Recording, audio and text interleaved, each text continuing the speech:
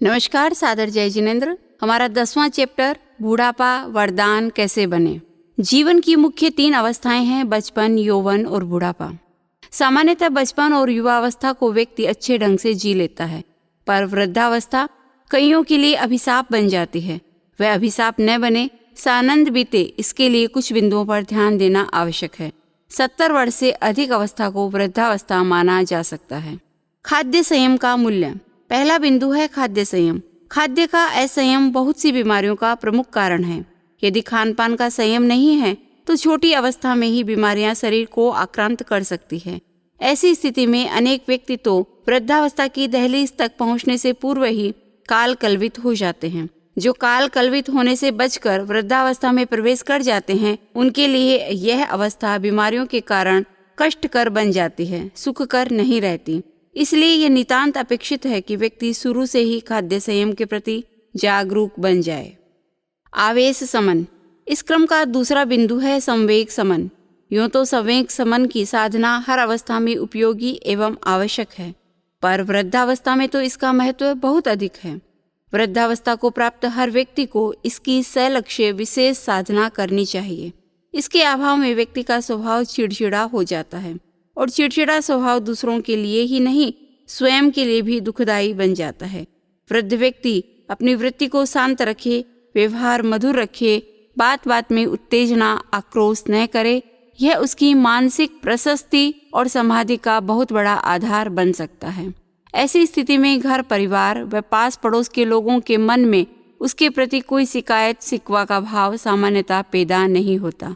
वह सबका प्रिय बना रहता है। इसकी निष्पत्ति यह होती है कि घर परिवार एवं पास पड़ोस का वातावरण उसकी ओर से क्षुब्ध नहीं होता। आदेशात्मक भाषा से बचें।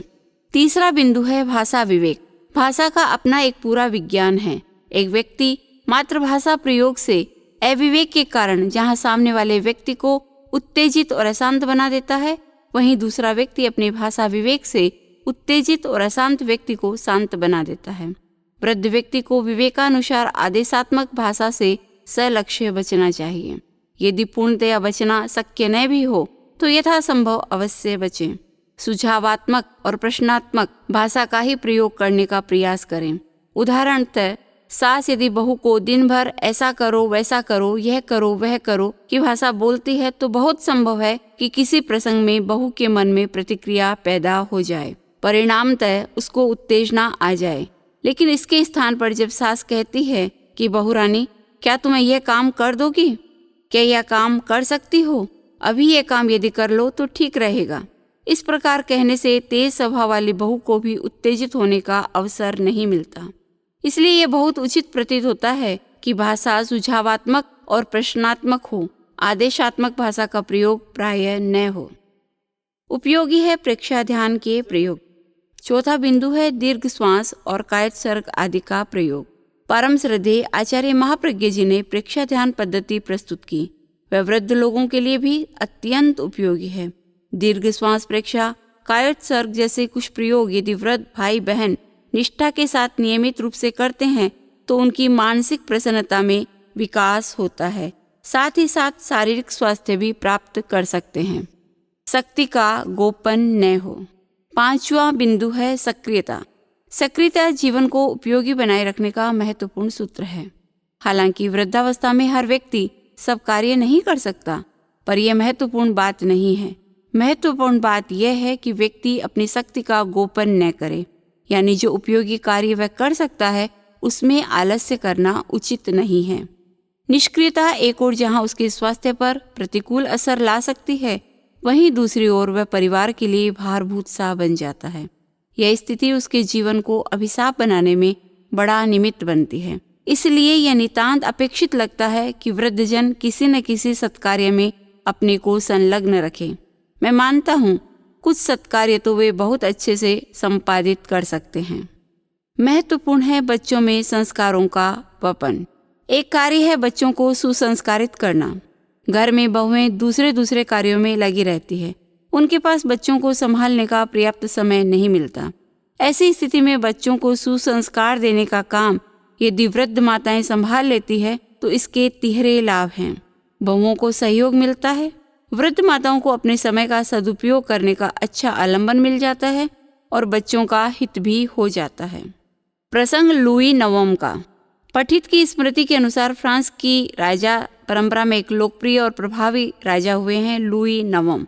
उन्होंने अपने जीवन की सफलता की चर्चा करते हुए इसका श्रेय अपनी माता को दिया। जब वे बच्चे थे, एक दिन माँ ने उनको अच्छा आदमी बनने की प्रेरणा देते हुए कहा, बेटे तुम्हें कोई गलत काम नहीं करना है। यदि तुम गलत रास्ते पर जाते हो, अपनी आत्मा पर किसी कलंक का टीका लगाते हो, तो मैं तुम्हें सिंहासन पर बैठा देखने की बजाय सिंहासन को खाली देखना पसंद करूंगी। तुम्हें गलत कार्य करते देखूं, इसकी अपेक्षा तुम्हारी लाश देखना ज्यादा पसंद करूंगी। बात कड़वी अवश्य थी पर मार्मिक थी, बच्चे के हृदय को छू गई। बड़ी विनम्रतापूर्वक लुई नवम बोले, माँ मैं तुम्हें विश्वास दिलाता हूँ कि तुम्हारा बेटा यह भले ही राजा बने या न बने पर अच्छा नागरिक अवश्य बनेगा। माँ से दिशा बोध पाकर लुई नवम ने अपने जीवन की दिशा तब से ही सही बना ली।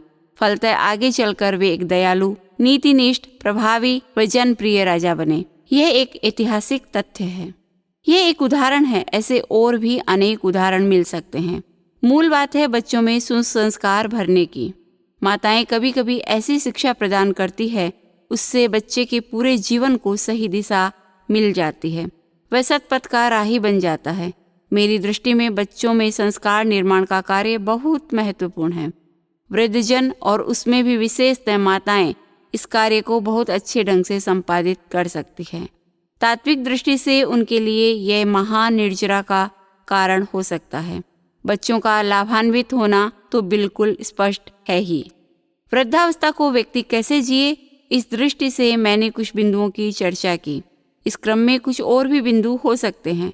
अपेक्षा है वृद्धजन इनका सलक्ष्य अभ्यास करे, बल्कि वृद्धावस्था आने से पूर्व ही इनको जीवनगत बनाने का क्रम शुरू कर दे, जिससे वृद्धावस्था अभिशाप नहीं वरदान बन सके। बहुत बहुत धन्यवाद।